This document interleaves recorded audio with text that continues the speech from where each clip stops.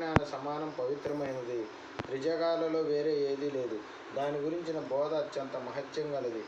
అది లేని జీవనం వ్యర్థం. బుద్ధి మొదలైన ఇంద్రియాల చేష్టలకు బ్రహ్మ ఒక విషయమైతే ఒక్క ఇంద్రియమైన బ్రహ్మను చూపించి ఉండేది. బుద్ధి గ్రాహ్యం, అతీంద్రియం.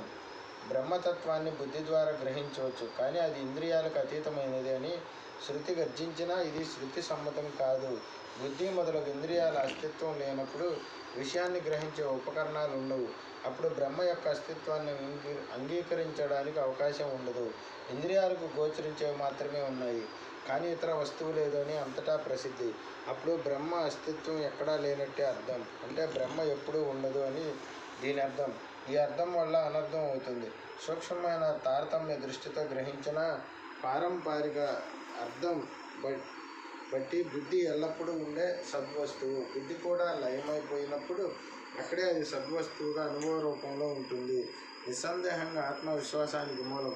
అందువల్ల ఏది నశించి లయమైపోయినా ఆత్మ యొక్క అస్తిత్వం ఎప్పుడూ ఉంటుంది.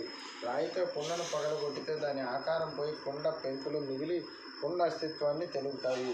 కుండకు ఆకారం తెచ్చిన కార్యం ధ్వంసమైన కుండ యొక్క అస్తిత్వం నశించిపోదు. కుండ పెంకులు కుండ అస్తిత్వానికి సాక్ష్యం. కార్యం యొక్క అస్తిత్వపు అంశ దానిలోనే మిగిలి ఉంటుంది. ఏ కార్యం యొక్క సమాప్తి అయినా దాని